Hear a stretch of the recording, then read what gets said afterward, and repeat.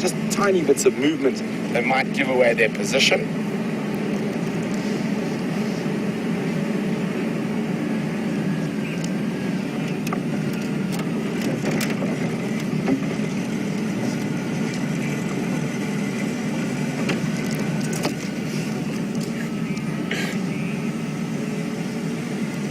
Well done to Diane, Shanae, and Dance Anyway, and well done. The main reason I asked for the Latin name was to try to see if certain people had been studying their Latin, and they haven't. But the Latin name for extra bonus points is Pterocarpus rotundifolia. It just sounds so fun, and it's very descriptive. So referring to the rotundifolia, the round of the leaves. So we're coming up to the hyena den, guys, so start searching as we sneak in.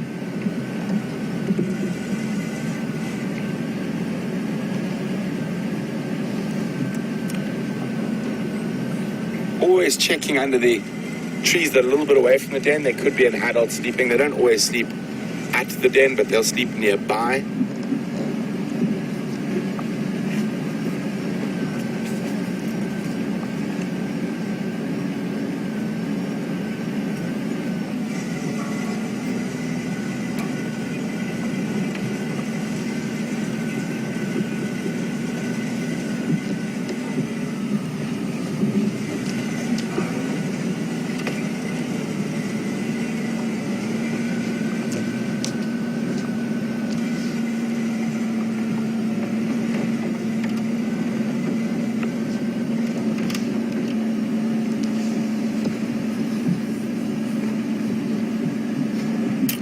Morning, Sibosiso from Harmon's Kraal.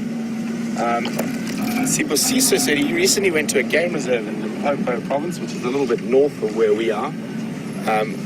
Unfortunately, it looks like the hyenas are not at home, or if they are, they're under the ground. So we'll move along. So Sibosiso says he was recently at a game reserve in Limpopo province, which is a little bit north of where we are. And his ranger gave him and the other guests on the vehicle a leaf to eat that paralyzed everyone's speech for a few seconds. That's absolutely amazing, so I'm not sure which tree that is. If you could actually let me know which game reserve you were in, because Limpopo does have some very interesting floral kingdoms. It is right on the border of the sort of the wet or the dry Kalahari sands, and the low-fold bush, and also the Miombo woodland coming down from the north. So it's a very varied floral biome, but the only tree I can think of that has a slight effect that I know, I'll see if I can, that I can think of is a spike thorn, and I'll try find one for you now. But I've never seen it paralyze speech. It normally... So Sibosiso was at Mabalingwe Game Reserve. I'm not sure where that is, but I will definitely have a look when I get home and see if I can figure that out. But basically, I'm trying to find a spike thorn now. Obviously, they're always around when you don't need them, spiking you, and not around when you do need them. But the common spike thorn or the red spike thorn, if you chew those leaves, they actually have a slight numbing effect, and they're traditionally used for toothache. There we go. I've just had a bit of information south of the Waterberg Mabalingwe Game Reserve. So I'm not actually sure what tree species that is, but I've never heard of one that actually paralyzes speech for a while. So very interesting. I'm definitely going to have a better look at that. I think that could be quite a useful tool for some people. Yeah, just chew this and keep quiet.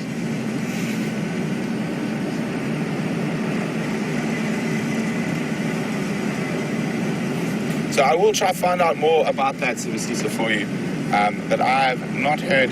Maybe you guys can find something online about that, an African tree species that causes you to stop speaking for a few seconds after chewing the leaves. You can send your answers to question@wilder.tv, or you can use the hashtag SafariLive on Twitter.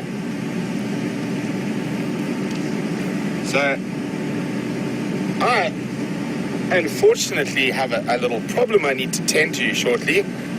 Before my vehicle stops driving altogether. I, of course, blame James, since he was driving this vehicle last night, and he has handed me a vehicle that has now got a flat tire. So I'm going to cross you back to James while I sort out my puncture, and we'll be back with you a little later. So, Brian, time to do some heavy lifting. Over to James here.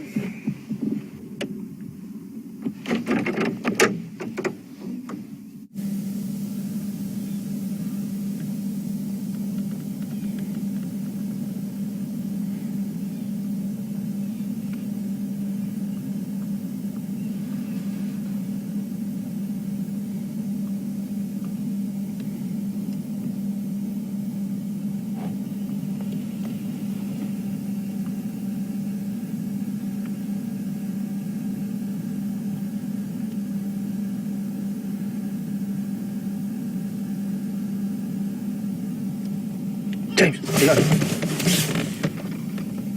I wasn't really sleeping, I promise. There's just such an incredibly relaxed atmosphere around the area. The white-browed scrub robins are calling. The dawn chorus has dissipated. The franklins have disappeared and are in the shade, fossicking around the place.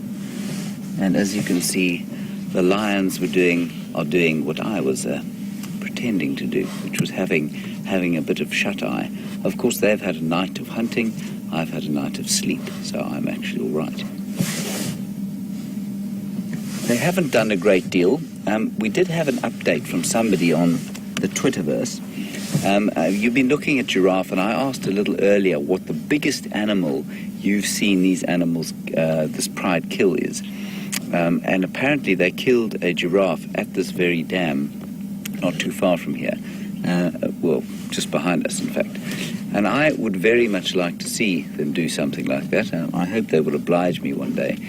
Giraffe hunting is actually a fascinating thing for lions, because a giraffe is an inherently unstable animal. I mean, the size of it makes it, and its design makes it very unstable going down or up slopes.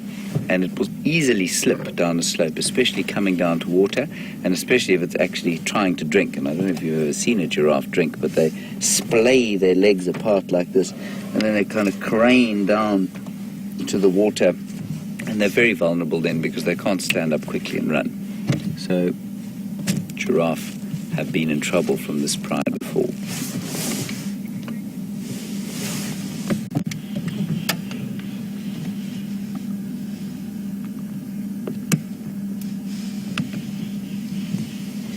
Sorry, apparently they killed a giraffe at a Buffelshoek Dam, not this dam.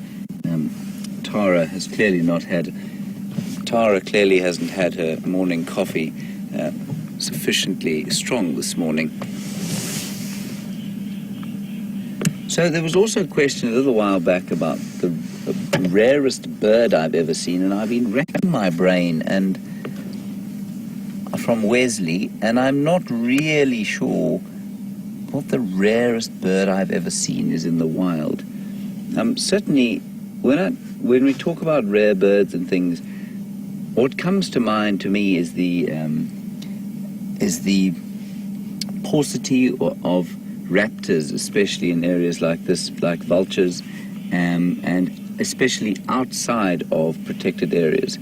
And that has a large amount to do with, I'm sure Brent talked about this the other day, with the kind of poisoning that goes on in farmlands where farmers think that predatory birds are going to make a difference to their goat and sheep numbers. So they poison carcasses, or maybe attempting to kill jackals and caracals, and end up killing vultures and other birds of prey. But certainly in an area like the Batelier, we see the Batelier very commonly here. But they're highly vulnerable because they only exist in protected areas. I'm just trying to think of what other exceptionally rare birds I may have seen. Something will no doubt come to me. My favorite birds in this area are the heralds of the summer and the heralds of the spring. So they're obviously not around now, but especially when I first hear the first one to come back will be the Wahlberg's eagle, and they come back very early. They come back sort of early August, sometimes in July, but I mean July is still midwinter. So they come, and then so the first time I see that cross shape flying across the sky, that is the Wahlberg's eagle, I start to get excited for the coming spring and the new season. And then when I hear the European bee-eaters going bloop, bloop, bloop, bloop, bloop, bloop, bloop, bloop, because they fly over so high sometimes that you can't see them, it really feels like summer is on the way. And then the first woodland kingfisher, and I must emphasize only the first, they go chip, chip, and the first one I hear then of the woodland kingfisher tells me that summer has arrived, and thereafter their calls can become quite painful because they go on incessantly for the next 6 months. And especially where I used to work at a place called Ngala, which the camp was situated in a mapani forest, and they love mapani because it's got nice holes for them to nest in. And by the time they left, you were almost tempted to buy a shotgun and get rid of them yourself because they were so noisy. But they're a real herald of the summer. So these lions are doing absolutely nothing right now. I don't think that we're going to hang around them for any longer. So if you're all okay with it, I think we're going to move along and see what else we can see, perhaps coming down to drink, or perhaps just wandering about. I think we're going to head off in the direction of where we saw those wildebeest earlier today, and let's see what we can find. Okay. On we go. Now, notice how they will panic completely when I start the engine. See? Look how panicked they are.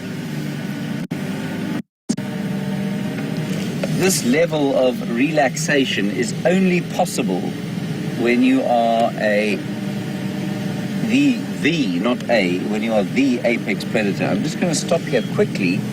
Viam, if you can get in on the eyes there. That is the orange-eyed female before she shuts them in exhaustion again.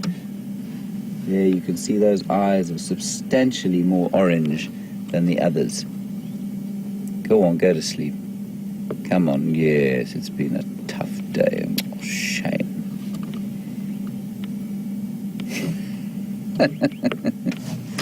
All right, we'll press on, see what else we can see. Thanks, lions. It's been a wonderful morning with you.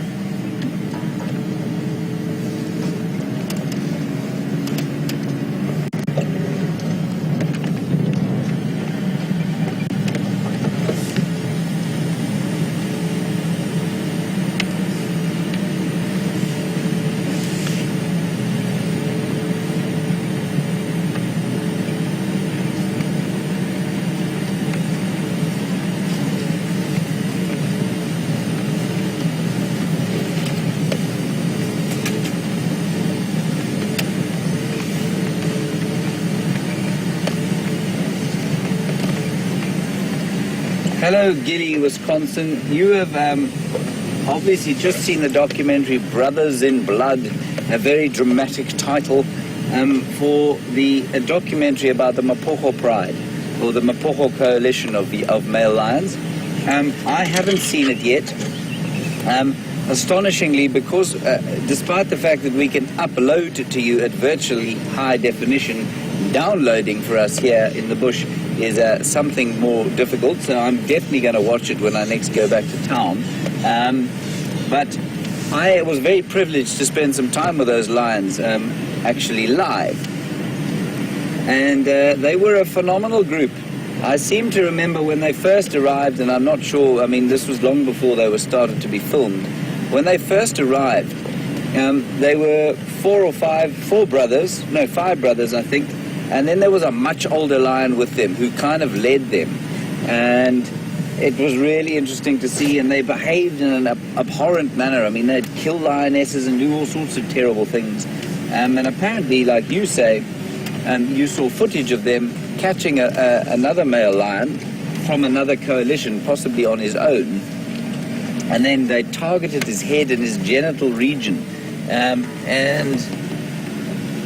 A male lion fight. I've seen one or two, but I've never seen a really serious one. So I'm looking forward to seeing the documentary, but I'd really like to see a live one in the area. So Junior had best watch himself, because he doesn't want to be subjected to that fate. It would seem that there isn't a coalition like that around here at the moment, though.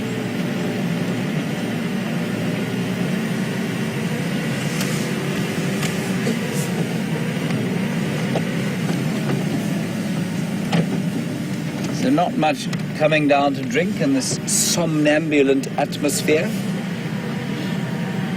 Hello to all of you watching the Juma Cam.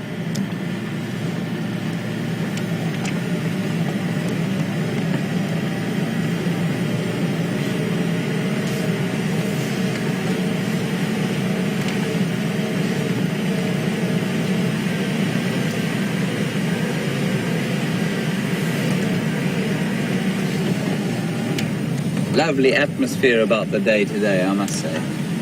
Deep blue winter sky. Just a touch of coolth in the air. I think there may be a front coming through. How our weather works here is that we tend to get, Cape Town gets battered by these big cold fronts that come in with these vicious sort of northwesterly winds. And those pass up through the Cape, and they tend to send fairly cold air up towards us, but we don't get the clouds and the rain. So Johannesburg will drop to freezing, and then here, well, about 4 degrees is about as cold as we get. Maybe go down to 0 once a year, but not for long.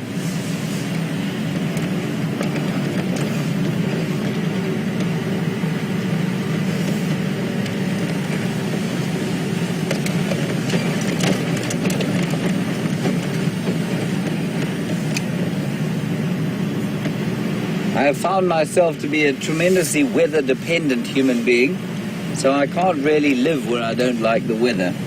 I tried living in Cape Town for a while, and while the city is unquestionably beautiful, having worked in the Lowveld here where the weather is perfect for so much of the year, I decided I couldn't live there, so I came back here.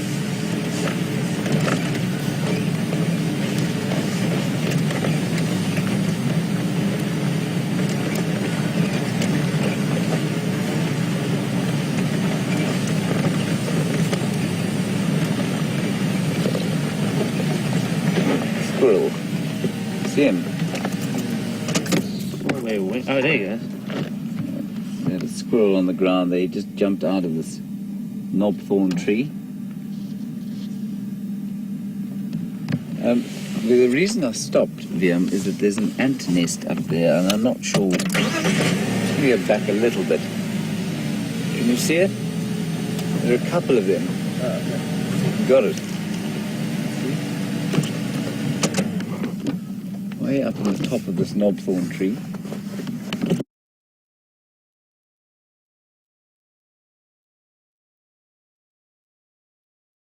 There seems to be an ant nest. What kind of ant that is, but I wouldn't like putting my hands in that, I must say. And the acacias tend to attract that sort of thing. I suspect because of the richness of the gum in them. Ants tend to love acacia trees, and they're often around, and they're often in conjunction with aphids that sort of milk them for nectar. All sorts of interesting mutualisms that go on in acacia trees, especially with ants.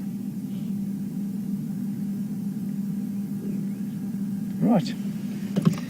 Let's move gently along.